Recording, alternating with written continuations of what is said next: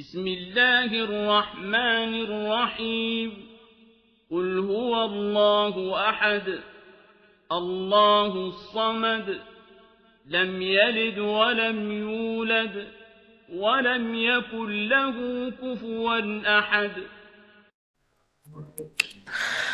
எல்லாம் உள்ள ஏக இறைவனை போற்றி புகழ்ந்தவனாகவும் அவனுடைய சாந்தியும் சமாதானமும் நபிகள் நாயகம் ஸல்லல்லாஹு அலைஹி வஸல்லம் அவர்கள் மீதும் அவர்களை அப்படியே பின்பற்றி வாழ்ந்த சத்திய சஹாபாக்கள், சாலிஹீன்கள் மற்றும் நம் அனைவரும் மீதும் உண்டாவதாக என்று பிரார்த்தித்தவனாக, அன்பார்ந்த சகோதரர்களே, சகோதரிகளே, அல்லாஹ் ரப்புல் ஆலமீன் இந்த உலக வாழ்க்கையில் நமக்கு ஏற்படுத்தி இருக்கக்கூடிய பல்வேறு வகையான சோதனைகளில் மிக பிரதானமாக நமக்கு வழங்கப்பட்டுள்ள பொருள் செல்வத்தையும் மக்கள் செல்வத்தையும் சொல்லி காட்டுகின்றான். இன்ன அம்வாலுக்கும் அவுலாதுக்கும் ஃபித்னா, உங்களுக்கு வழங்கப்பட்டுள்ள மக்கள் செல்வம், பொருள் செல்வம் இவையாவும் சோதனை என்று சொல்லுகிறான்.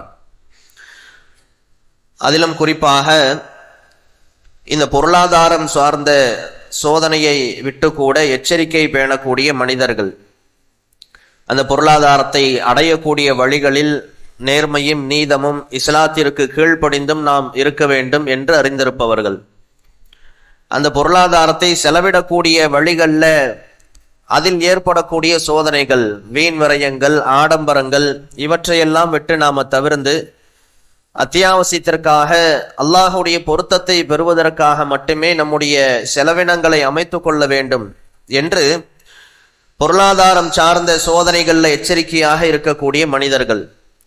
இரண்டாவதாக சொல்லப்படக்கூடிய இந்த நம்முடைய மக்கள் செல்வம், நம்முடைய குழந்தைகள், நம்முடைய பெற்றோர்கள், நம்முடைய மனைவி என்று சொல்லி குடும்பத்தினர் சார்ந்த விவகாரங்கள்ல அவர்களுக்கு மார்க்க புரிதலை கொடுக்கக்கூடிய பகுதிகளில் கவனமற்றவர்களாக இருந்து விடுகிறோம். காரணம், நம்முடைய குடும்பத்தினரை நமக்கான ஒரு சோதனை என்றே நாம உணர்வது கிடையாது. நமக்கு உரியவர்கள், நமக்கு உபகாரம் செய்வதற்காக அல்லாஹ் இந்த உலகத்துல கொடுத்திருக்கக்கூடிய ஒரு அருட்கொடை என்கிற அளவில் கருதுகிறோமே தவிர, அந்த அருட்கொடைகள் வழங்கப்பட்டு இருக்கக்கூடிய நோக்கம் என்பது சோதனைக்காக. அந்த குடும்பத்தினர் விவகாரத்தில் நமக்கு இருக்கக்கூடிய சோதனை உலகத்துல மகிழ்ச்சியாக வாழ்வதற்காக மட்டுமே, ஒருவருக்கொருவர் உபகாரம் செய்து கொள்வதற்காக மட்டுமே குடும்பத்தினரை அல்லாஹ் வழங்கவில்லை. அப்படி மகிழ்ச்சியாக வாழ்வதற்காக குடும்பம் என்றால் ஆதம் அலைஹிஸ்ஸலாம் அவர்களையும் ஹவ்வா அலைஹிஸ்ஸலாம் அவர்களையும் அந்த சொர்க்கத்திலேயே அல்லாஹ் விட்டு வைத்திருப்பானே. எதற்காக அவர்கள் பூமிக்கு அனுப்பப்பட்டார்கள்? இப்போ உலகத்துல மகிழ்ச்சியாக வாழ்வதற்காக மட்டுமே குடும்பம் அல்ல, குடும்பமாக அல்லாஹுக்கு கீழ்ப்படிந்து நடப்பதற்காகத்தான் இந்த குடும்பம். அப்படிப்பட்ட உணர்வை பெற்றவர்களாக நாம இருக்க வேண்டும். காரணம், நபிமார்களுக்கு இது பற்றிய கவலை இருந்தது. எல்லா இறை தூதர்களும் தம்முடைய குடும்பத்தினருடைய மறுமை நிலையை பற்றி அல்லாஹ்விடத்துல அஞ்சி மன்றாடிய துவாக்களை அல்லாஹ் திருமறை குர்ஆனில் சொல்லுகின்றான். அவற்றை இறுதியாக பார்ப்போம். எல்லா இறை தூதர்களுக்கும் இருந்த கவலை, தான் ஒரு இறை தூதராக இருக்கிற காரணத்தினாலேயே என்னுடைய குடும்பத்தினரும் மறுமையில சொர்க்கம் சென்று விடுவார்கள் என்கிற அலட்சியம் அவர்களுக்கு இருக்கவில்லை. மாறாக அவர்களுடைய மறுமை நிலையை பற்றி அஞ்சி அல்லாஹ்விடத்துல மன்றாடிய செய்திகளை பார்க்கிறோம். நபிகள் நாயகம் ஸல்லல்லாஹு அலைஹி வஸல்லம் அவர்கள் தமக்கு தம்முடைய பெற்றோர்கள் முஷ்ரிக்குகள் என்று அறிந்தும் கூட அவர்களுக்காக பாவ மன்னிப்பு தேடுவதற்கு அல்லாஹ்விடத்துல அனுமதி கேட்கிறார்கள். அல்லாஹ் அனுமதி மறுத்து விடுகிறான். அப்பொழுதும் கூட விடாமல் தன்னுடைய பெற்றோரின் கபரை ஜியாரத்து செய்வதற்கு அனுமதி கேட்கிறார்கள். அங்கே நின்று ஜியாரத்து செய்துவிட்டு தன்னுடைய பெற்றோர்களுடைய மறுமை நிலையை பற்றி நினைத்து தாடி நனைய அழுதவர்களாக, ஜூருல் குபூர், நீங்கள் கபறுகளை ஜியாரத்து செய்யுங்கள், அது உங்களுடைய மரண சிந்தனையை அதிகப்படுத்தும் என்று மக்களிடத்தில் செய்த அந்த உபதேசமாக இருக்கட்டும். தனக்கு துவக்கத்தில் இருந்து இஸ்லாமிய எழுச்சிக்கு உதவிய அபூ தாலிப் அவர்கள் அவர்களுடைய மரண தருவாயில் நபி ஸல்லல்லாஹு அலைஹி வஸல்லம் அருகில் அமர்ந்து கொண்டு லா இலாஹ இல்லல்லாஹ் என்று சொல்லிவிடுங்கள், அதை வைத்து அல்லாஹ்விடத்தில் உங்களுக்காக பரிந்துரை செய்கிறேன் என்று கடைசி நிமிடம் வரைக்கும் கெஞ்சிய தருணங்களாக இருக்கட்டும். இது எல்லாமே நமக்கு எதை காட்டுகிறது? நபிமார்களுக்கு இருந்த அந்த கவலை எல்லாம் தம்முடைய குடும்பத்தினருடைய மறுமை நிலையை பற்றி அதிக கவலைப்படக்கூடியவர்களாக அவர்கள் எல்லாம் இருந்தார்கள். இப்ப நமக்கும் இந்த கவலை வரும். எப்பொழுது தெரியுமா அந்த கவலை வருகிறது? நம்முடைய குடும்பத்தினர் மரணித்த பின்னர் வருகிறது. நம்ம குடும்பத்துல மரணித்து விட்டால் அவர்களுடைய மன்னரை வாழ்க்கைக்காக மறுமை வாழ்க்கைக்காக அழுது துவா செய்யக்கூடிய உணர்வு சில காலம் சிலருக்கு இருக்கும்.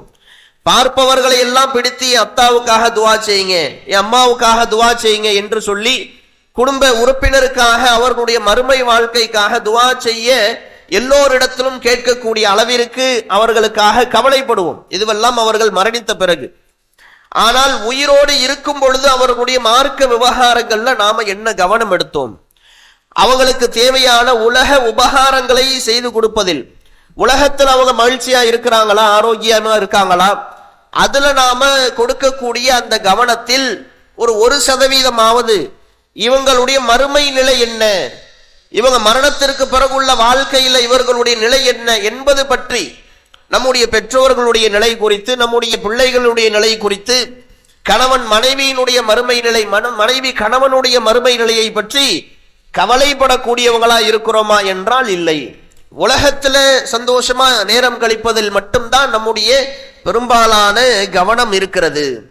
இதன் விளைவாக குடும்பத்தினரை சாப்பிட்டீங்களா, சந்தோஷமா இருக்கீங்களா, நல்லா இருக்கீங்களான்னு விசாரிக்கக்கூடிய அளவிற்கு அவங்களுடைய மார்க்க பேணுதல் எப்படி இருக்கிறது, கடமையான தொழுகையில, குர்ஆன் உடனான தொடர்புகள்ல, இதிலெல்லாம் அவர்கள் எப்படி செயல்படுகிறார்கள் என்பது பற்றி குடும்பத்தினர் விஷயத்திலேயோ உறவுகள் விஷயத்திலேயோ நாம கவனம் எடுப்பதே இல்லை. இப்ப இந்த மாதிரி கவனம் எடுக்காமல் உலகத்தில் வாழ்ந்தவர்களுடைய நிலையை குறித்து, மறுமையில அவர்கள் எப்படி இருப்பார்கள் என்பதை பற்றியும் இஸ்லாம் எச்சரிக்கை செய்கிறது. இன்னொரு பக்கம் இது மாதிரி இல்லாமல் அல்லாஹ் சொன்ன அடிப்படையில குடும்பத்தோடு அல்லாஹ்வின் விஷயத்துல கீழ்ப்படிந்து நடந்தவர்களுடைய மறுமை நிலை எவ்வளவு அழகானதாக இருக்கும் என்பதையும் நமக்கு திருமறை குர்ஆன் சொல்லுகின்றது. அது சம்பந்தமான விஷயங்களை தெரிந்து கொள்வதன் மூலமாக குடும்பத்தினருடைய விஷயத்தில் மார்க்க விவகாரங்கள்ல நாம எவ்வளவு கவனமாக இருக்கணும் என்பதை நாம புரிந்து கொள்ளலாம். அதுல முதலாவதாக, நம்மை போன்றே உலகத்துல குடும்பம் என்று சொன்னால் அவங்க சந்தோஷமா ஒருவருக்கு ஒருவர் சுக துக்கங்களை பரிமாறி கொள்வதற்காக வழங்கப்பட்ட ஒரு அருட்கொடை என்கிற அளவில் மட்டும் உலகத்தில் வாழ்ந்தவர்கள். இவர்களுடைய மறுமை நிலை என்ன, எப்படி இருக்கும் என்று அல்லாஹ் குர்ஆனில் சொல்லுகின்றான். சிலருடைய ஏடுகள் அவர்களுடைய முதுகுப்புறமாக கொடுக்கப்படும். அவன் அழிவை வேண்டுவான், கொழுந்து விட்டு எரியும் நரகத்தில் அவன் நுழைவிக்கப்படுவான் என்று சொல்லிவிட்டு இதற்கு காரணமாக அல்லாஹ் பெரிய பாவங்களை எல்லாம் சொல்லவில்லை. இன்னஹு கான ஃபீ அஹ்லிஹி மஸ்ரூரா, அவன் உலகத்துல குடும்பத்தோடு சந்தோஷமா வாழ்ந்தான். அவன் உலகத்துல குடும்பத்தோடு சந்தோஷமா வாழ்ந்த காரணத்தினால அவனுடைய ஏடுகள் முதுகுப்புறமாக வழங்கப்பட்டு அவன் கொழுந்து விட்டு எரியும் நரகத்தில் தள்ளப்படுகிறான் என்று அல்லாஹ் சொல்வதற்கு காரணம், அப்ப குடும்பத்தோடு சந்தோஷமா வாழ்றதுக்கு மார்க்கத்துல தடையா என்றால் இல்லை. சந்தோஷமா வாழ்றதுக்கு மட்டும்தான் குடும்பம் என்கிற வாழ்க்கை, அந்த வாழ்க்கையை அந்த மனிதனை எந்த அளவிற்கு கொண்டு போய் சேர்த்திருக்கும் என்றால், இன்னஹு தல்ல அல்ல யஹூர் பலா இன்ன ரப்பஹு கான பிஹி பஸீரா, அவன் தன்னுடைய இறைவனிடத்தில் திரும்ப செல்ல போவது இல்லை என்று நினைத்து வாழ்ந்து கொண்டிருந்தான். ஆனால் அவனுடைய இறைவன் எல்லாவற்றையும் கண்காணித்துக் கொண்டிருந்தான். குடும்பத்தோடு சந்தோஷமா வாழ்ற அந்த வாழ்க்கை மனிதர்களை எப்படி மாத்திருதுன்னா, மறுமையை பற்றிய அந்த கவனத்தையே மறக்கடித்து விடுகிறது, மரணத்தை பற்றிய அந்த சிந்தனையையே மறக்கடித்து விடுகிறது. குடும்பத்தில் இருக்கும் பொழுது அப்படிதானே இருந்து கொண்டு இருக்கிறோம். அது பற்றிய எந்தவித சிந்தனையோ, அது பற்றிய கலந்துரையாடல்களோ, அது பற்றிய பேச்சு வார்த்தைகள் எதுவுமே இல்லாமல் மற்ற விவகாரங்களை எல்லாம் பேசுவோம். மார்க்கம் சார்ந்த எந்த பேச்சுக்கும் சிந்தனைக்கும் இடம் கொடுக்காத வகையில் தான் குடும்பத்துல மார்க்கம் தொடர்பான விஷயங்களை கலந்துரையாடக்கூடிய பகுதி என்பது அறவே நம்மிடத்தில் இல்லாமல் இருக்கிறது. அதனால குடும்ப விவகாரங்கள்ல ஒவ்வொருவரும் அவர்களுக்கு இருக்கக்கூடிய அந்த மகிழ்ச்சியின் விளைவாக அல்லாஹ்விடத்துல நாம திரும்ப செல்ல இருக்கிறோம். அதுல என்னுடைய நிலை என்ன, என் மனைவியினுடைய நிலை என்ன, என் பிள்ளையுடைய நிலை என்ன, என் பெற்றோர்களுடைய நிலை என்ன என்பதையெல்லாம் கவலைப்படாத அளவிற்கு மனிதன் மரணத்தை மறந்தவனாக, ரப்பிடத்தில் திரும்ப செல்ல இருப்பதை மறந்தவனாக சந்தோஷமாக வாழ்ந்தான். அதனால அவன் பூமியில இப்படி சந்தோஷமா வாழ்ந்த காரணத்தினால மறுமையிலே நஷ்டவாளியாக இருப்பான் என்று அல்லாஹ் சொல்லுகிறான். இந்த நஷ்டம் எந்த அளவிற்கு இருக்கும் என்றால், உல் நபியே நீங்கள் சொல்லுங்கள், இன்னல் ஹாசிரீன் அல்லதீன ஹஸிரு அன்ஃபுஸிஹிம் வ அஹ்லீஹிம் யௌமுல் கியாமா. நஷ்டவாளி யார் என்றால் அவன் மறுமையிலே தனக்கும் தன்னுடைய குடும்பத்தினருக்கும் சேர்த்து நஷ்டத்தை தேடிக்கொண்டவன். அலா தாலிக ஹுவ ஹுஸ்ரானுல் முபீன். இதுதான் நஷ்டங்களிலேயே தெளிவான நஷ்டம் என்று நபியே நீங்கள் சொல்லுங்கள் என்று ஒட்டுமொத்த குடும்பமாக நரகத்தை அடைந்தவர்கள், ஒட்டுமொத்த குடும்பமாக மறுமையில நஷ்டத்தை சந்தித்தவர்கள் குறித்து அல்லாஹ் எச்சரிக்கை விடுக்கிறான். உலகத்துல நம்முடைய குடும்பத்துல யாராவது ஒருத்தருக்கு ஒரு நோய்வாய்ப்பட்டு விட்டாலோ, ஏதோ மனம் சஞ்சலங்கள்ல இருந்தாலோ, மற்றவர்கள் அவர்களுக்கு ஆறுதலாக ஆதரவாக இருப்போம். நாளை மறுமையில யாரும் யாருக்கும் எந்த உதவியும் செய்து கொள்ள முடியாத நாள், எந்த பயனும் அளிக்க முடியாத நாள். மறுமையினுடைய வர்ணனையையே திருமறை குர்ஆனும் நபிமொழிகளும் அப்படித்தான் சொல்லுகிறது. உலகத்துல வேண்டுமானால் தந்தை சம்பாதித்ததை வைத்து பிள்ளைகள் பயனடையலாம், பிள்ளைகள் சம்பாதித்ததை வைத்து தந்தை பயனடையலாம், ஒருவருக்கு ஒருவர் உதவி கொள்ளலாம். மறுமையில் அந்த வாய்ப்பே கிடையாது, யாருக்கும் யாரும் எந்த பயனும் அளிக்க முடியாது. அப்படிப்பட்ட அந்த நாளிலே அல்லாஹ் அனுமதித்தவர்களை தவிர வேறு யாரும் யாருக்காகவும் அல்லாஹ்விடத்துல பரிந்து பேச முடியாது. அந்த மாதிரியான ஒரு சூழல்ல ஒட்டுமொத்த குடும்பமும் சேர்ந்து நரகத்திற்கு செல்லுகிறது என்றால் அல்லாஹ் நம்மை பாதுகாக்க வேண்டும். அது எவ்வளவு பெரிய ஒரு நஷ்டம் என்பதை சிந்தித்து பாருங்கள். அந்த மாதிரியான ஒரு நிலையை நாம் அடைந்துவிடக் கூடாது என்பதற்காகத்தான் இஸ்லாம் நமக்கு இந்த குடும்பமாக எப்படி வாழ வேண்டும். ஏனென்றால் உலகத்துல இருக்கக்கூடிய சமூகங்களிலேயே குடும்பத்திற்கு அதிக முக்கியத்துவம் கொடுக்கக்கூடிய மார்க்கம் இஸ்லாமிய சமுதாயம்தான். இதை பார்த்த பின்னர் தான் ஐரோப்பிய கலாச்சாரம் அவர்கள் பின்தங்கி சென்று கொண்டிருந்த அந்த அசிங்கமான கலாச்சாரத்தை விட்டுவிட்டு இஸ்லாத்தை நோக்கி இன்றைக்கு வந்து கொண்டிருக்கிறார்கள். இஸ்லாம் ஒரு கட்டமைப்பை சொல்லுகிறது. ஆணுக்கென்று இன்னென்ன பொறுப்புகள் இருக்கிறது, பெண்ணுக்கென்று இன்னென்ன பொறுப்புகள் இருக்கிறது, யார் யாரை மணமுடிக்க வேண்டும், யார் யாருக்கு மஹரமானவர்கள் என்கிற எல்லா குடும்ப விவகாரங்களையும் குர்ஆன்ல நமக்கு இஸ்லாம் தெளிவுபடுத்தப்பட்டு இருக்கிறது.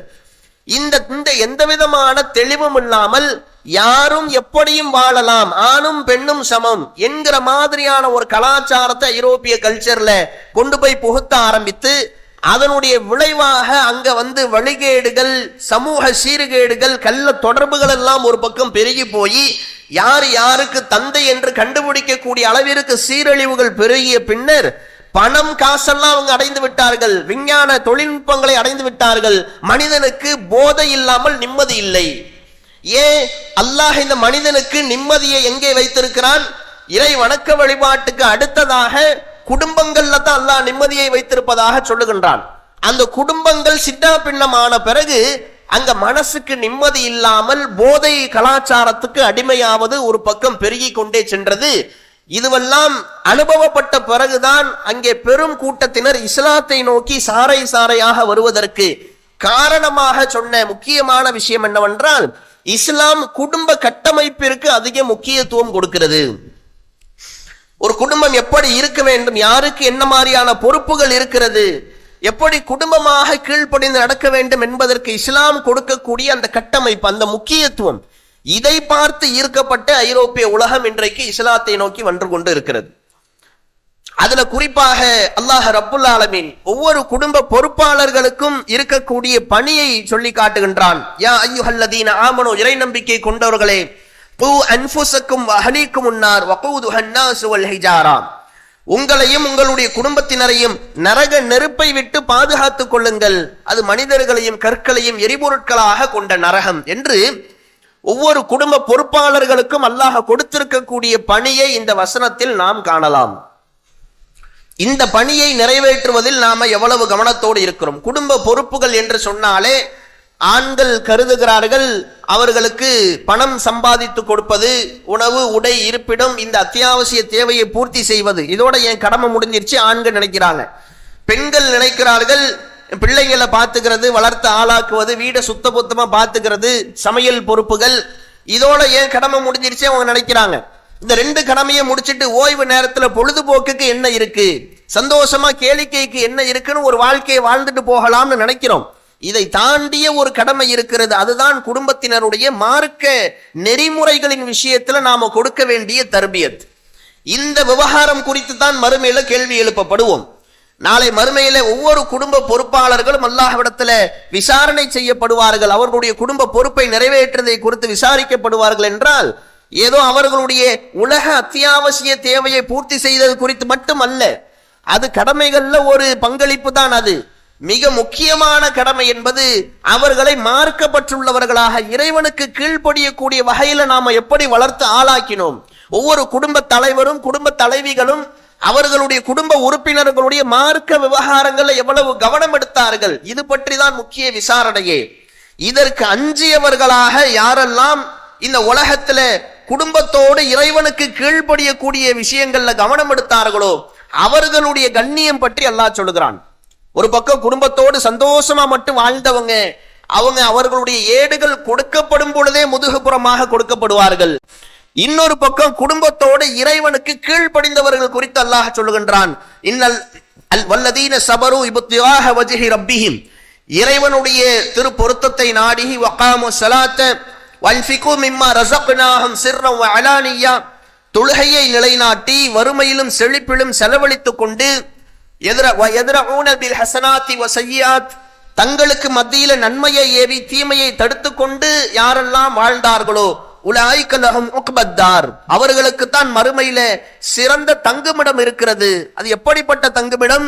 ஜன்னாத்துன் அதனின் யுத்கிலூனஹ வமன் ஸலஹ மின் ஆபாயிஹிம் வ அப்னாயிஹிம் வ ذُرِّيَّتِهِம் என்று அல்லாஹ் ரப்புல் ஆலமீன் திருமறை குர்ஆன்ல சொல்லுகின்றான். ஆறுகள் கீழே ஓடிக்கொண்டிருக்கக்கூடிய சொர்க்க சோலைகள்ல அவர்கள் பெற்றோர்களோடும் தங்களுடைய பிள்ளைகளோடும் தங்களுடைய மனைவியரோடும் சொர்க்க சோலைகள்ல அவர்கள் நுழைவிக்கப்படுவார்கள். அந்த சொர்க்கத்தில் அவர்களுக்கு அந்த நுழைவு வாயிலேயே எவ்வளவு கண்ணியம் வழங்கப்படும் என்றால், வல் மலாயிகத்து யதுகுலூன அலைஹிம் மின் குல்லி பாப், மலக்குமார்கள் அவர்களுக்கு எல்லா வாயிலின் வழியாகவும் வந்து அலைஹிம் மின் குல்லி பாப், எல்லா வாசல்கள் வழியாகவும் மலக்குமார்கள் அவர்களிடத்துல வந்து சலாமுன் அலைக்கும் மிமா சமர்த்தும், நீங்கள் பொறுத்து கொண்டு உலகத்துல வாழ்ந்த காரணத்திற்காக உங்கள் மீது சாந்தி உண்டாகட்டும், ஃபபி நிஅமல் உக்பத்தார், இதுதான் உங்களுக்கான நல்ல தங்குமிடம் என்று அவர்களுக்கு வாழ்த்து கூறுவார்கள். நோன்பு நோற்றவர்களுக்கு என்று ரய்யான் என்று ஒரு வாசல் சொர்க்கத்தில் இருக்கும் என்று படித்திருக்கிறோம். அதுபோல ஒவ்வொரு அமல்கள்ல சிறப்புடையவர்களும் ஒவ்வொரு வாசலின் வழியாக அங்கே வரவேற்கப்படுவார்கள். அதுல சில குறிப்பான அமல்களை செய்தவர்களுக்கு மட்டும்தான் எல்லா வாசல்களும் திறந்து விடப்படும். அப்படிப்பட்ட மகத்தான அமல்கள்ல ஒன்று எது? தம்முடைய குடும்பத்தினருடைய மார்க்க விஷயங்கள்ல கவனம் எடுத்தவர்கள். அவர்கள் சொர்க்கத்தினுடைய எல்லா வாசல்களும் திறந்து விடப்பட்டு மலக்குமார்கள் அவர்களை வரவேற்பார்கள்.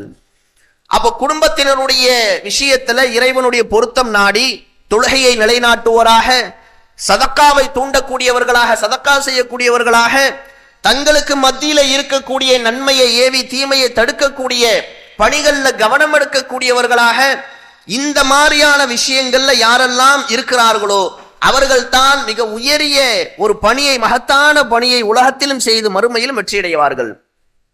ஹன்ஸலா ரலியல்லாஹு அவர்களுடைய சம்பவத்தை நாம் கேள்விப்பட்டிருப்போம். அவங்க வந்து சோகமா உட்கார்ந்து இருக்கிறாங்க. அபூபக்கர் ரலியல்லாஹு அவர்கள்ட்ட போய் ஒரு முறை சொல்றாங்க, அபூபக்கரே, நான் வந்து நாஃபக ஹன்ஸலா நயவஞ்சகன் ஆகிவிட்டான், என்ன ஆட்சின்னு கேட்ட உடனே ரசூல் ஸல்லல்லாஹு அலைஹி வஸல்லம் அவர்களோடு நாம் இருக்கும் பொழுது அவர்கள் அல்லாஹ்வை பற்றியும் மறுமையை பற்றியும் நமக்கு நினைவூட்டுகிறார்கள். அந்த அச்ச நிலையிலேயே அந்த இறை நினைவோட நாம் அவர்கள்ட்ட தங்கி இருக்கிறோம். அதற்கு பிறகு நாம என்னுடைய குடும்பத்தினரிடத்துல தனித்து விட்ட பிறகு அந்த மாதிரி எந்த நினைப்புமே எங்களுக்கு இருக்கிறது இல்லை, எனக்கு இருக்கிறது இல்லை. இது வந்து ஒரு இரட்டை முகத்தை போன்று நான் உணர்கிறேன் என்று சொல்லி அவரு தான் நயவஞ்சகன் ஆகிவிட்டதாக பயந்து அபூபக்கர் ரலியல்லாஹு அன்ஹு அவர்கள்ட்ட சொல்றாரு. அபூபக்கரும் என்ன சொல்றாங்க, இதே மாதிரியான எண்ணம் எனக்கு இருக்கு, வாங்க ரசூலுல்லாஹ்ட்ட போவோம்னு சொல்லி ரெண்டு பேரும் சேர்ந்து இந்த செய்தியை முறையிடுகிறார்கள். அப்ப நபிகள் நாயகம் ஸல்லல்லாஹு அலைஹி வஸல்லம் அவர்கள் சொல்லி காட்டுகிறார்கள், ஹன்ஸலா ரலியல்லாஹு அன்ஹு அவர்கள்ட்ட சொல்லி காட்டுகிறார்கள், நீங்க யா ஹன்ஸலா அவர்களே, லவ் குன்த தகூனு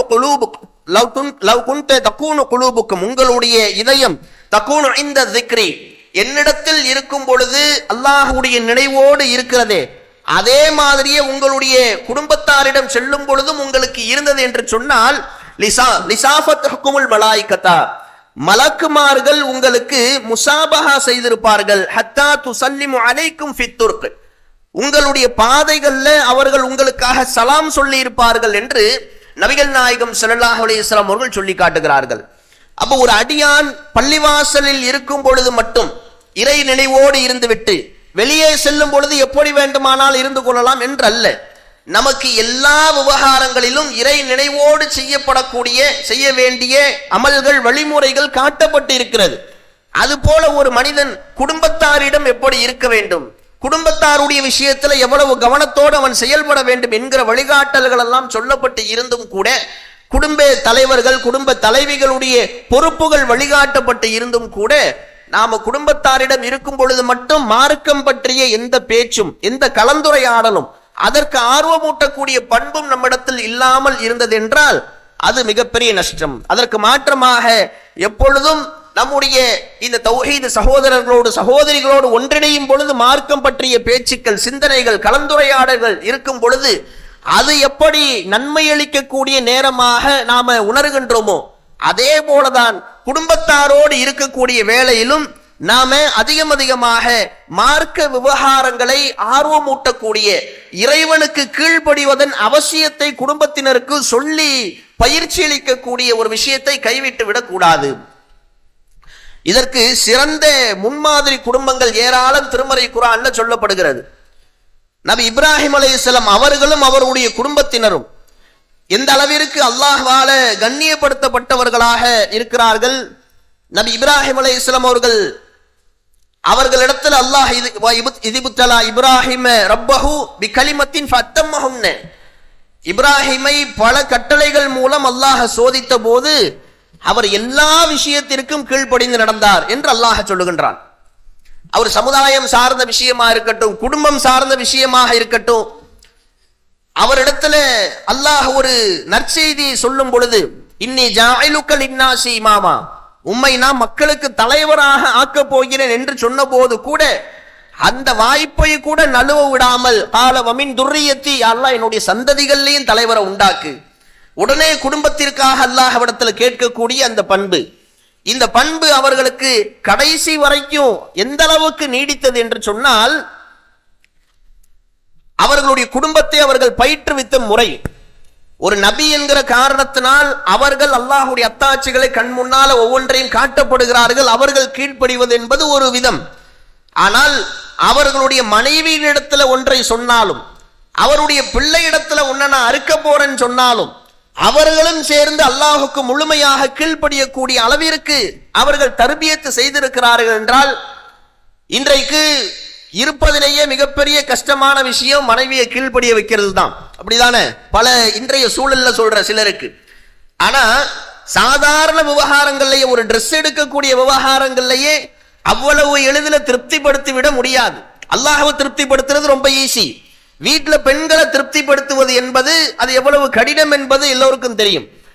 அப்படிப்பட்ட நிலையில சின்ன விவகாரங்கள்லயே இன்றைக்கு நாம இது போன்ற அனுபவங்களை பார்க்கும் பொழுது, நபி இப்ராஹிம் அலைஹிஸ்ஸலாம் அவர்கள் ஒரு பாலைவனத்துல கொண்டு போய் அன்னை ஹாஜர் அவர்களை விட்டுவிட்டு திரும்பி செல்லும் பொழுது, யா இப்ராஹிம் ஐன தத்ஹப் வ தத்ருக்குனா பிஹாதல் வாதி அல்லதி வலா இன்சுன் வலா ஷையுன், எந்த மனித நடமாட்டமும் எந்த விளைச்சலும் இல்லாத இந்த பாலைவனத்துல விட்டுட்டு எங்க போறீங்க என்று கேட்கிறார்கள். எதுவுமே சொல்லாம போயிட்டே இருக்கிறாங்க. அப்ப அவர்களாக புரிந்து கொண்டு கேட்கிறார்கள், அல்லாஹ் உள்ளதி அமரக பிஹாதா, அல்லாஹ் தான் உங்களுக்கு இப்படி கட்டளையிட்டானா? நான் ஆமாம் என்று மட்டும் சொல்லுகிறார்கள். அப்படின்னா அல்லாஹ் மீது நான் தவக்கல் வைக்கிறேன் என்று சொல்லிவிட்டு அவர்கள் விட்ட இடத்திலேயே கொண்டு போய் அன்னை ஹாஜர் அவர்கள் குழந்தை இஸ்மாயிலோடு அமர்ந்து கொண்ட சம்பவமாக இருக்கட்டும், அதற்கு பிறகு வயோதிகத்தில் அடைந்து கொண்ட மகன் இஸ்மாயில் அலைஹிஸ்ஸலாம் அவர்கள் வளர்ந்த பிறகு உன்னை நான் அறுத்து பலியிட போகின்றேன் என்று அவர்கள் சொன்ன போது மகன் இஸ்மாயில் அவர்களும் யா அபத்தி இஃஅல் மா துஅமர், உங்களுக்கு அல்லாஹ் என்ன கட்டளையிட்டு இருக்கிறானோ அதை செய்யுங்கள், சதஜிதூனி இன்ஷா அல்லாஹ் மினஸ் சாபிரீன், அல்லாஹ் நாடினா நான் பொறுமையா இருக்கேன் என்று அவர்கள் சொன்னதாக இருக்கட்டும். அப்போ ஒரு குடும்ப தலைவர் தன்னுடைய குடும்பத்தினரை அல்லாஹ் என்று சொல்லிவிட்டால் அப்படியே கீழ்ப்படிய அளவிற்கு பயிற்றுவித்திருப்பது என்பது எவ்வளவு பெரிய ஒரு மகத்தான பணி. இதுல எந்த அளவிற்கு நபி இப்ராஹிம் அலைஹிஸ்ஸலாம் அவர்கள் தீவிரமாக இருந்தார்கள் என்பதை பார்க்கிறோம். மக்காவுல விட்டுட்டு போயிட்டாங்க. அங்க ஜுருஹும் குலத்தவர்கள் அரபுகள் குடியேறி அங்கே ஒரு சமூகம் உண்டாகி அங்கே இருக்கக்கூடிய ஒரு பெண்ணை மனம் முடித்து கொண்டு இஸ்மாயில் அலைஹிஸ்ஸலாம் அவர்கள் வாழ்ந்து கொண்டிருக்கிறார்கள். ரொம்ப காலம் கழித்து இப்ராஹிம் அலைஹிஸ்ஸலாம் அவர்கள் வராங்க. அங்கே வீட்டில் இஸ்மாயில் அலைஹிஸ்ஸலாம் அவர்கள் இல்லை. அவருடைய மனைவி இடத்துல, தன்னுடைய மருமகன் இடத்துல பேச்சு கொடுத்து பார்க்கிறாங்க, உங்களுடைய குடும்ப நிலை எல்லாம் எப்படி இருக்கு. அந்த பெண்மணி சொல்லக்கூடிய செய்தி எல்லாம் பார்த்தா அவங்களுக்கு மார்க்கப்பற்றே இல்லை. அவங்க முழுக்க முழுக்க உலக விஷயத்தை குறித்து கவலைப்படக்கூடியவர் என்று தெரிகிறது. முழுக்க முழுக்க பொருளாதாரம், உலக வசதி, வருமானம் இதை பத்தியே பேசுறாங்க. நாங்க ரொம்ப கஷ்டத்துல இருக்கிறோம், அவருக்கு போதிய வருமானம் இல்லை, இந்த மாதிரியே பேசுறாங்க. இதையெல்லாம் உள்வாங்கி கொண்டு என்ன சொல்றாங்க, உங்களுடைய கணவர் வந்த பிறகு இந்த நிலைவாசலை மாற்றி விடும்படி சொல்லுங்கள்னு மட்டும் சொல்லிட்டு போயிடுறாங்க. இஸ்மாயில் அலைஹிஸ்ஸலாம் அவர்கள் வந்த பிறகு இது மாதிரி ஒரு பெரியவங்க வந்தாங்க, இன்னென்ன மாதிரி கேள்வி கேட்டாங்க, நான் பதில் சொன்னேன், இந்த நிலைவாசலை மாற்ற சொன்னாங்க. அவர் வந்தவர் என்னுடைய தந்தை தான், மாற்ற சொன்னது ஒன்னதான் சொல்லிட்டு இஸ்மாயில் அலைஹிஸ்ஸலாம் அவர்கள் அந்த பெண்ணை விவாகரத்து செய்துவிட்டு பிறகு வேறொரு பெண்ணை மனம் முடித்து வாழ்கிறார்கள். கொஞ்ச காலம் கழித்து மீண்டும் வருகிறார்கள். அந்த மருமகள்கிட்ட பேச்சு கொடுத்து பார்க்கிறாங்க. அவங்க வாயில அல்ஹம்துலில்லாஹ், அல்லாஹ் என்னங்களை நல்ல முறையில வச்சிருக்கிறான்னு சொல்லி இருப்பதை கொண்டு திருப்தி அடையக்கூடிய ஒரு சிந்தனைவாதியாக அந்த பெண்மணி தெளிகிறார்கள். அதை பார்த்த பிறகு நபி இப்ராஹிம் அலைஹிஸ்ஸலாம் அவர்கள் இந்த நிலைவாசல் அப்படியே இருக்கட்டும்னு சொல்லிட்டு போயிடுறாங்க. இதுல நாம கவனிக்க வேண்டிய விஷயம், ஒரு குடும்ப தலைவர் அவர்களுடைய குடும்பத்தினுடைய நேர்வழி என்பது மிக அவசியம். அந்த குடும்பத்துக்கு வாக்கப்பட்டு வரக்கூடிய பெண்ணாக இருந்தாலும் அவள் மூலமாக நம்முடைய இலக்கும் லட்சியமும் மார்க்க சிந்தனையும் தடுமாறிவிடக் கூடாது. அப்படிப்பட்ட ஒரு உறவு நம்முடைய குடும்பத்தில் இருக்கக்கூடாது என்கிற அளவிற்கு மார்க்க விவகாரங்கள்ல எவ்வளவு கண்டிப்போடு நபி இப்ராஹிம் அலைஹிஸ்ஸலாம் அவர்கள் இருந்திருக்கிறார்கள்.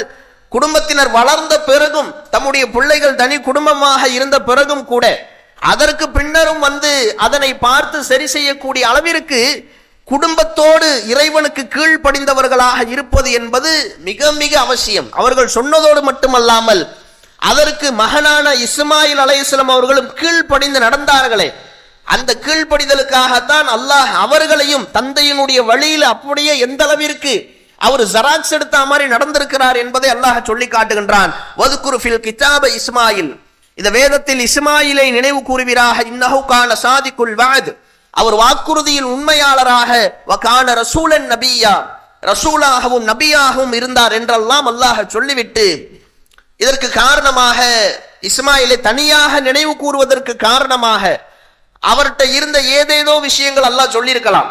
ஆனால் இந்த இடத்துல அல்லாஹ் என்ன சொல்லுகின்றான், வகான யஅமுரு அஹ்லுஹு பிஸ்ஸலாத், அவர் தன்னுடைய குடும்பத்தினருக்கு தொழுகையை ஏவக்கூடியவராக இருந்தார். ஜக்காத்தை ஏவக்கூடியவராக இருந்தார். வகான இந்த ரப்பிஹி மர்தியா, அதனால் அவர் தன்னுடைய ரப்பிடத்தில் பொருந்திக் கொள்ளப்பட்ட அடியாராக இருந்தார் என்று இஸ்மாயில் அலைஹிஸ்ஸலாம் அவர்களை அல்லாஹ் தன்னிச்சையாக சிறப்பித்து சொல்வதற்கு காரணமான அந்த சிறப்பு பண்பு எது? தன்னுடைய குடும்பத்திற்கு அவர் தொழுகையை ஏவக்கூடியவராக, தர்பியத்து செய்தவராக இருந்தார்.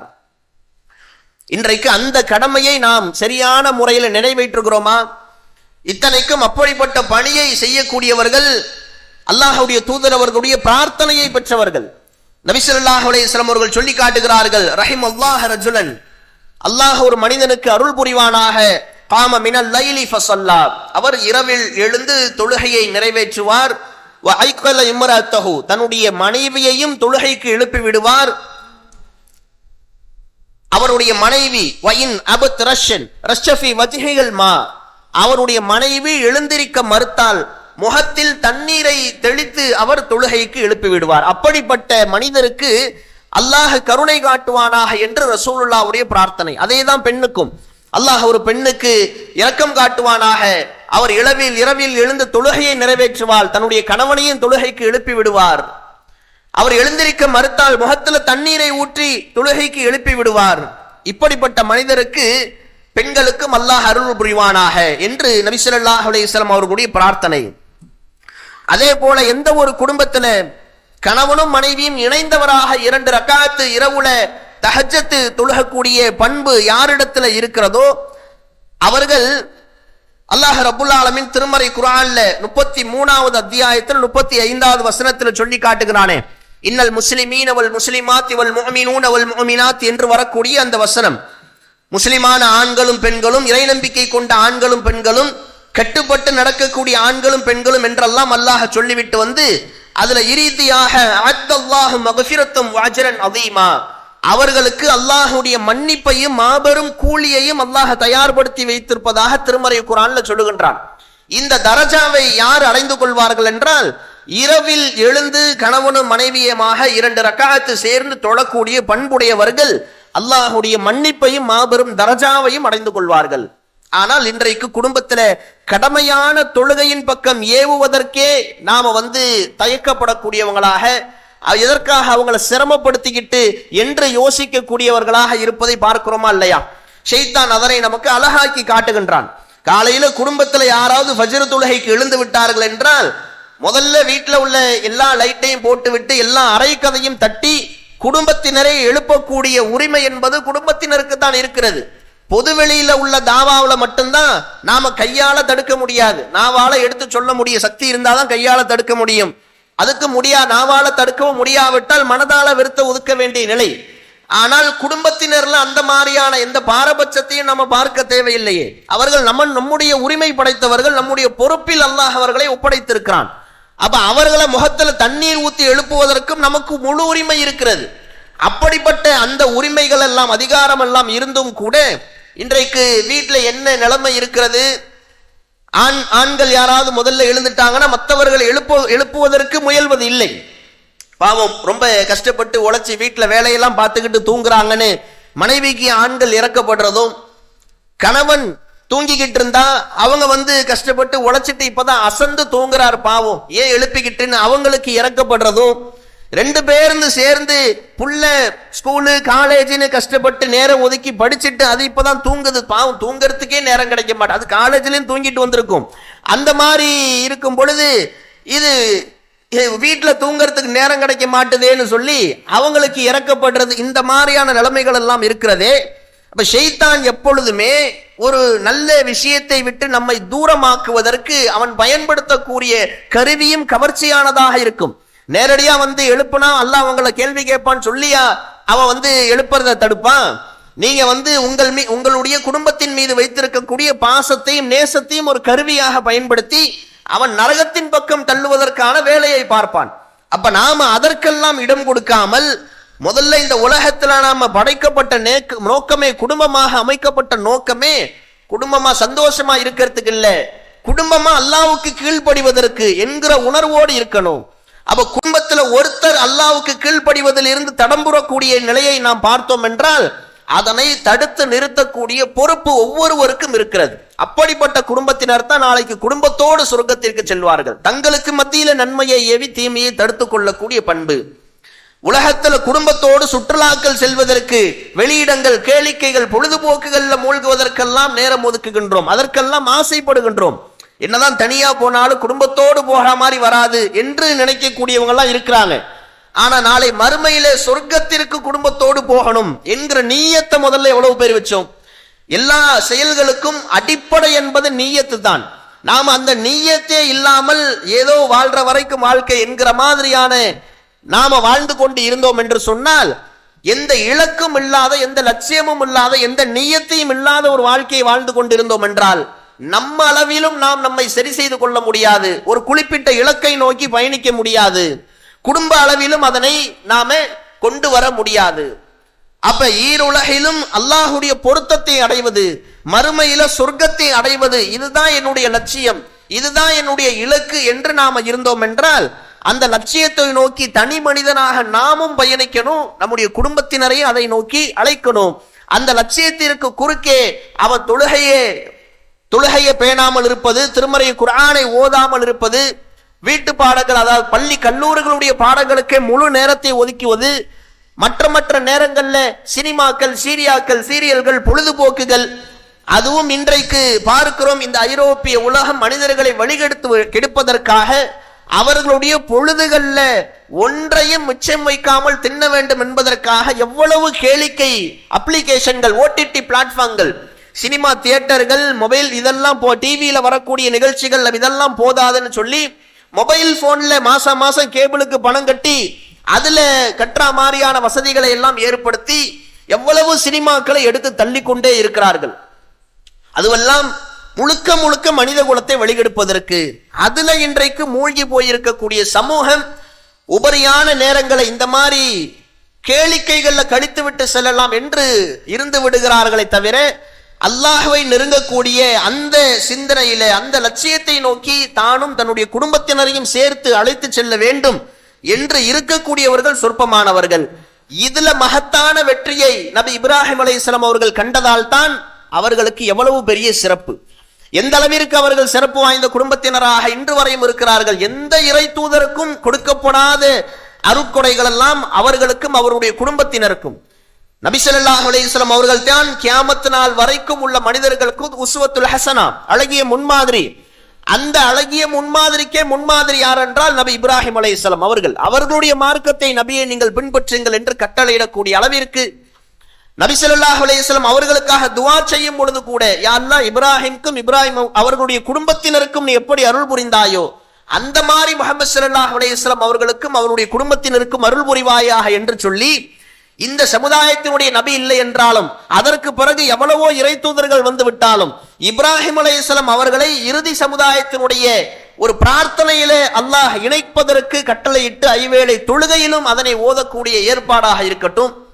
அன்னை ஹாஜர் அவர்கள் தன்னுடைய பிள்ளைக்கு தண்ணீர் தேடி ஓடிய அந்த சஃபா மர்வாவுக்கு இடையேயான அந்த ஓட்டத்தை ஹஜ் உம்ராவுல ஒரு வணக்க கிரியையாக செய்வதாக வைத்திருப்பதாக இருக்கட்டும்.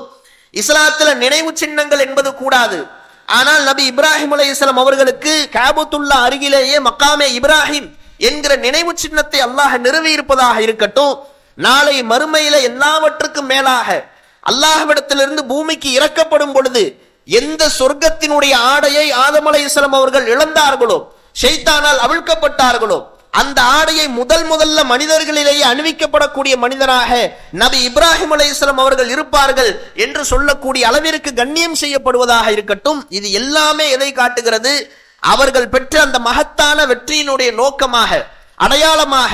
வெறும் சமுதாய அளவில் என்று பார்த்தோம் என்று சொன்னால் அவர்களுடைய ஊர்ல மிகப்பெரிய அளவுல கூட்டம் எல்லாம் இப்ராஹிம் அலைஹிஸ்ஸலாம் அவர்களை பின்பற்றவில்லை. தன்னுடைய பிள்ளைகளை கொண்டு போய் மக்காவுல ஒரு பிள்ளையையும் பலஸ்தீன்ல ஒரு பிள்ளையையும் வெவ்வேறு இடங்கள்ல அவர்களுடைய பிள்ளைகளை எல்லாம் விட்டுவிட்டு அங்கே வெவ்வேறு சமூகத்தை அவர்கள் உருவாக்கினார்கள். அதனால தான் ஒரு சமூகமாக அவர்கள் தனி மனிதராக இருந்து செயல்பட்டார்கள் என்று அல்லாஹ் சொல்லுகின்றான். ஆனா சொந்த ஊர்ல இப்ராஹிம் அலைஹிஸ்ஸலாம் அவர்களை பின்பற்றியவர்கள் என்று பார்த்தால் பெரிய அளவுக்கு இல்லை. அவங்க மனைவி, அவங்களுடைய பிள்ளைகள், அதற்கு பிள்ளைகள் எல்லாம் அதற்கு பிறகு.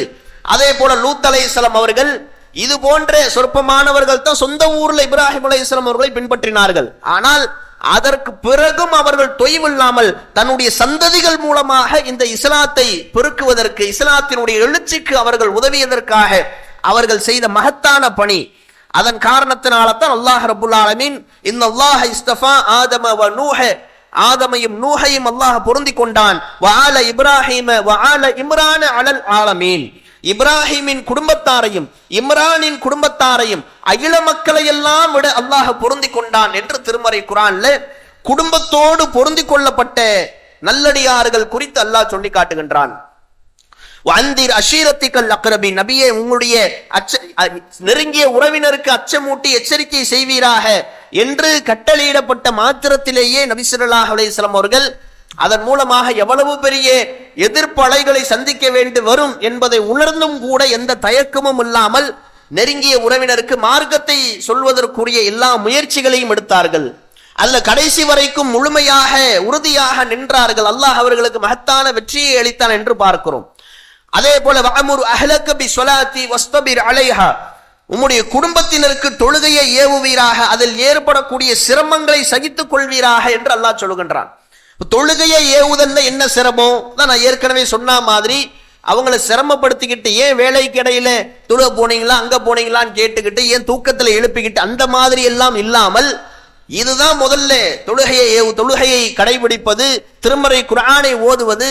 பிள்ளைகளினுடைய விஷயத்துல ஏற்கனவே பள்ளி கல்லூரி பாடங்கள் எல்லாம் ஒரு சுமை, அதுல குர்ஆனை வேற மனனம் செய்ய வைக்கணுமா என்கிற மாதிரி நாமும் ஒரு பக்கம் அதே காலம் முழுக்க குல்ஹுல்லா சூறாவையும் இன்னா அத்தானையும் வைத்து ஓட்டிக்கொண்டே, சிறிய சூறாக்களை வைத்து ஓட்டிக்கொண்டே இருப்போம். பிள்ளைகளையும் குர்ஆனை அடுத்தடுத்த அத்தியாயங்கள் சூறாக்களை மனனம் செய்வதை நோக்கி உற்சாகமூட்டுவது கிடையாது. காரணம், அதெல்லாம் சிரமமாக கருதுகிறோம். அப்ப அந்த மாதிரி அல்லாஹ்வுடைய விஷயத்தில் ஏற்படக்கூடிய சிரமங்களை சகித்துக் கொள்ளக்கூடிய பண்பு நம்மிடத்தில் இருக்க வேண்டும். இந்த வகையிலெல்லாம் நாமும் மறுமையில வெற்றி அடைந்து நாளை மறுமையில நம்முடைய குடும்பத்தோடு சொர்க்கம் சொல்ல வேண்டும் என்கிற நிய்யத்தோடைய முயற்சிகளும் அவசியம். இன்னொரு பக்கம் அல்லாஹ்விடத்துல பிரார்த்தனைகள் என்பது மிக அவசியமானது. நீங்கள் நபிமார்களுடைய பிரார்த்தனைகள், குறிப்பாக நபி இப்ராஹிம் அலைஹிஸ்ஸலாம் அவர்களுடைய பிரார்த்தனைகளை எல்லாம் எடுத்து பார்த்தோம் என்றால், ரப்பி ஜஅல்னி முகீம ஸலாத்தி வ துர்ரியத்தி, யா அல்லாஹ் என்னையும் என்னுடைய சந்ததிகளையும் தொழுகையை நிலைநாட்டுவோராக ஆக்குவாயாக, ரப்பனா வ தகப்பல் துஆஇ, எங்களுடைய பிரார்த்தனையை அங்கீகரிப்பாயாக என்று அவர்கள் கேட்ட துஆக்கள். நபி தானே, இறை தூதர் தானே, என்னுடைய பிள்ளைகளை பத்தி நான் ஏன் கவலைப்படணும், ஏன் சிபாரிசில் அவங்க உள்ள வந்துருவாங்கன்னு அவங்க இருக்கல. இறை தூதர்களுடைய பிள்ளைகளாக பெற்றோர்களாக இருந்தாலும் அவரவர்களுடைய குழிக்கு அவர்கள் தேடிக்கொள்வதை தான் மறுமையில் பெற்றுக்கொள்ள முடியும்.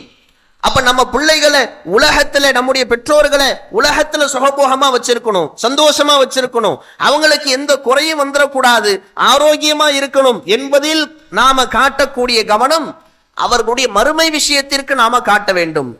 அதே போல மேலும் இப்ராஹிம் அலைஹிஸ்ஸலாம் அவர்கள் செய்த பிரார்த்தனைகள், ரப்பனா இக்ஃபிர்லி வலி வாலிதைய வலில் முஃமினீன, யா அல்லாஹ் என்னுடைய பெற்றோர்களையும் இறை நம்பிக்கை கொண்டவர்களையும் மறுமை நாளிலே நீ மன்னிப்பாயாக, யௌம யகூமுல் ஹிசாப், கணக்கு தீர்க்கக்கூடிய நாளிலே நீ மன்னிப்பாயாக என்று நபி இப்ராஹிம் அலைஹிஸ்ஸலாம் அவர்கள் செய்த பிரார்த்தனை. லூத் அலைஹிஸ்ஸலாம் அவர்கள் ரப்பி நஜ்ஜினி வ அஹ்லி மின்னா யஅமலூன், யா அல்லாஹ் இந்த மக்கள் செய்து கொண்டிருக்கக்கூடிய பாவங்களை எல்லாம் விட்டு என்னுடைய சமுதாயத்தை, என்னுடைய குடும்பத்தினரை பாதுகாப்பாயாக என்று லூத் அலைஹிஸ்ஸலாம் அவர்கள் செய்த பிரார்த்தனை அல்லாஹ் சொல்லி காட்டுகின்றான். அதே போல மூசா நூஹ் அலைஹிஸ்ஸலாம் அவர்கள் செய்த பிரார்த்தனை, ரப்புக் ஃபிர்லி வலி வாலிதைய, யா அல்லாஹ் என்னையும் என்னுடைய பெற்றோர்களையும், வலிமன் தஹல பைத்தி முஅமினன், முஅமினாக என்னுடைய வீட்டில் நுழைந்தவர்களையும் நீ மன்னிப்பாயாக என்று குடும்பத்திற்காகவும் மூமின்களுக்காகவும் அவர்கள் செய்த பிரார்த்தனை. மூசா அலைஹிஸ்ஸலாம் அவர்கள் தங்களுடைய தனக்கும் தன்னுடைய சகோதரனுக்கும் செய்த பிரார்த்தனை என்று சொல்லி ஏராளமான நபிமார்களுடைய பிரார்த்தனைகளை நாம எடுத்து பார்த்தோம் என்றால் முழுக்க முழுக்க அவர்கள் தம்முடைய குடும்பத்தினருடைய மறுமை நிலையை குறித்தும், இறைவனுடைய பொருத்தத்தின் விஷயத்தில் என்னுடைய குடும்பத்தினர் எந்த இடத்துல இருக்கிறாங்க என்பதை பற்றியும் அதிகம் கவலைப்படக்கூடியவர்களாக இருந்தார்கள் என்பதை எல்லாம் பார்க்கிறோம். அப்ப இந்த கவலை என்பது நமக்கு இருக்கணும். நம்முடைய குடும்பத்தினர் மரணித்த பிறகு, அவர்களுடைய அந்த அவகாசம் முடிக்கப்பட்ட பிறகு அவங்களுக்காக துஆ செய்வதை விடவும், அதைவிட அவர்கள் ஹயாத்தோடு இருக்கின்ற காலத்திலேயே அவங்க இபாதத்துகள்ல எப்படி இருக்கிறாங்க, இறை பணிகள்ல எப்படி இருக்கிறாங்க, அவனுக்கு கீழ்ப்படிந்து நடப்பதில் எப்படி இருக்கிறாங்க என்பதையெல்லாம் கவனம் எடுத்து உலகத்தில் அவர்களுக்கு நன்மையை ஏவக்கூடிய விஷயத்திலும், இந்த உலகத்தில் நம்மை சுற்றி இறை நினைவை விட்டு திசை திருப்பக்கூடிய இந்த தொலைக்காட்சிகள், சமூக வலைதள பயன்பாடுகள்ல வீணான ஆபாசமான விஷயங்களை நோக்கி செல்வது, இது போன்ற விவகாரங்கள் எல்லாம் இருந்தால் அதையெல்லாம் அவர்களை விட்டு தடுக்கக்கூடிய விஷயத்திலும் கண்டிப்போடு நாம இருந்து இன்மையிலும் அல்லாஹ்வுடைய பொருத்தத்தை பெற்றக்கூடிய குடும்பத்தினராக, நாளை மறுமையிலும் குடும்பத்தோடு சொர்க்கம் செல்லக்கூடிய பாக்கியம் பெற்றவர்களாக அல்லாஹ்வை சந்திக்கக்கூடிய நல்ல ஒரு வாய்ப்பை நம் அனைவருக்கும் வல்ல இறைவன் நல்குவானாக. வாஹிர் தவானா அல்ஹம்துலில்லாஹி ரப்பில் ஆலமீன். அஸ்ஸலாமு அலைக்கும் வரஹ்மத்துல்லாஹி வபரகாத்துஹு.